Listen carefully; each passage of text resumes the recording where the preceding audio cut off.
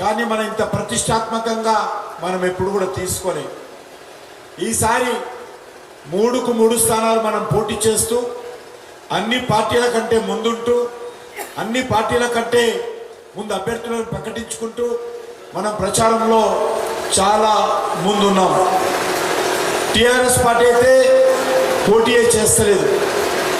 Congress party 3 స్థానాలకు ఒకటే స్థానం పోటీ చేస్తూ ఉంది. కాబట్టి భారతీయ జనతా పార్టీ కార్యకర్తలుగా మనం అందరం కూడా ఆత్మవిశ్వాసంతో, ధైర్యంతో, పట్టుదలతో మనం ఈ 3 రోజులు కూడా కష్టపడి పనిచేసి ఓటర్లందరినీ ఒప్పించి మెప్పించి పోలింగ్ బూత్కు తీసుకొచ్చి ఓట్లు వేయించుకొని మన అభ్యర్థులను గెలిపించుకునేటువంటి ప్రయత్నం చేయాలి.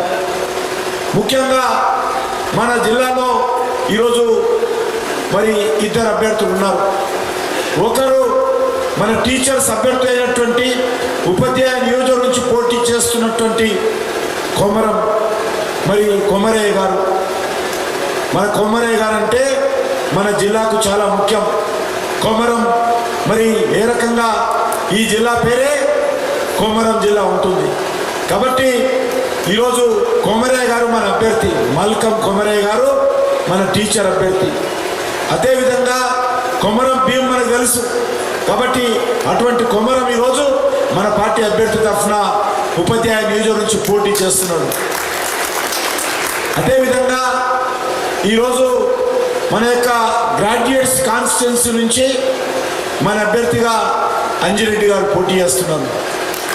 ఈ 2 అభ్యర్థులను కూడా మనము భారీ మెజార్టీతో గెలిపించుకోవాల్సిన అవసరం ఉంది. జిల్లాలో మీ అందరికీ తెలుసు, గత 6 సంవత్సరాలుగా మనం విజయ పథాన ముందుకెళ్తున్నాం.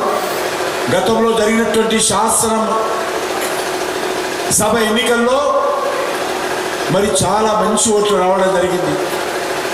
ఆ తర్వాత 2019 ఎన్నికల్లో మనం ఇక్కడి నుంచి ఎంపీని కూడా మీరందరూ కష్టపడి మరి ఎంపీని కూడా గెలిపించడం జరిగింది. ఆ తర్వాత జరిగినటువంటి ఎమ్మెల్యే ఎన్నికల్లో ఉమ్మడి ఆదిలాబాద్ జిల్లా నుంచి 4 ఎమ్మెల్యే స్థానాలను కూడా మనం గెలిపించుకున్న విషయాన్ని ఈ సందర్భంగా మనవి చేస్తా ఉన్నాం. ఎమ్మెల్యే ఎలక్షన్స్ కాగానే మళ్ళీ ఎంపీ ఎలక్షన్స్ వచ్చాయి. ఎంపీ ఎలక్షన్స్లో కూడా రెండోసారి మన అభ్యర్థిని మళ్ళీ మనము ఇక్కడి నుంచి ఎంపీ అభ్యర్థిగా గెలిపించి నరేంద్ర మోడీ గారి ప్రభుత్వానికి మద్దతుగా మీరందరూ కూడా పంపించడం జరిగింది. ఈ క్రెడిట్, ఈ ఖ్యాతి మీ అందరికీ దక్కుతుంది.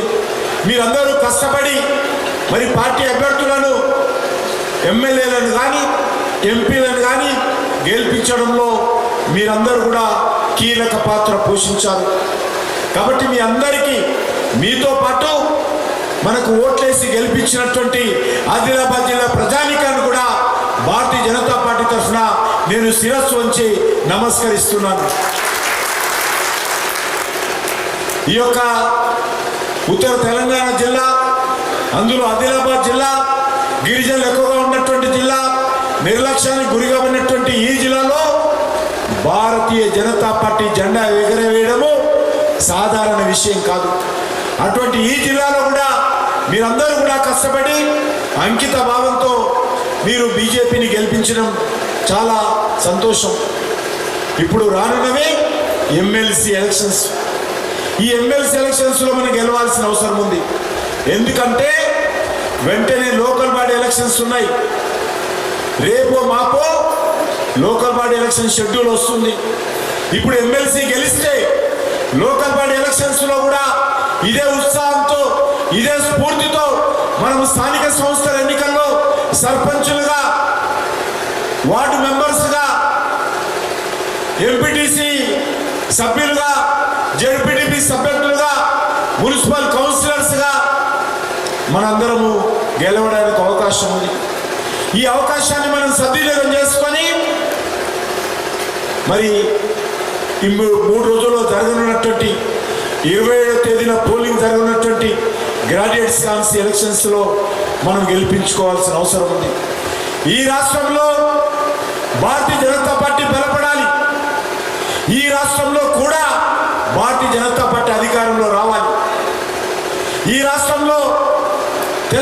వచ్చిన తర్వాత పరిపాలించినటువంటి టిఆర్ఎస్ పార్టీ తెలంగాణ అభివృద్ధికి కృషి చేయలేదు. కుటుంబ పాలన తెలంగాణ ప్రజల మీద రుద్ది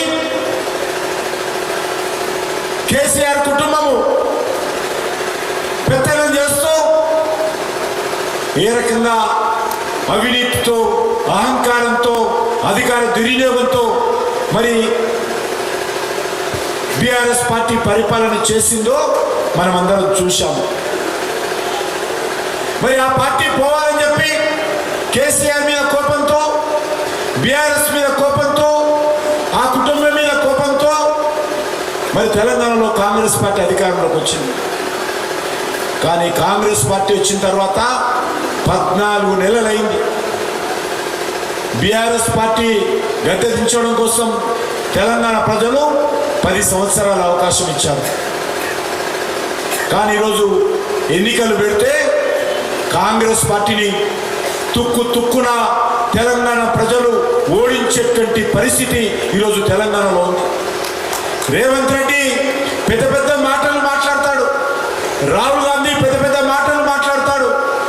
కానీ ప్రజలకు ఇచ్చినటువంటి ఏ ఒక్క హామీ కూడా అమలు చేయలేనటువంటి నిస్సాయమైనటువంటి పరిస్థితుల్లో ఈరోజు కాంగ్రెస్ పార్టీ ఉంది. రేవంత్ రెడ్డి మాటకు ముందు ఆయన ప్రధానమంత్రి మోడీ గారిని విమర్శిస్తారు. మోడీ గారి ప్రభుత్వ పనితీరు ఏ రకంగా ఉంది, నా ప్రభుత్వం యొక్క పనితీరు ఏ రకంగా ఉంది, చర్చకు సిద్ధం రాని సవాల్ చేస్తూ ఉన్నారు.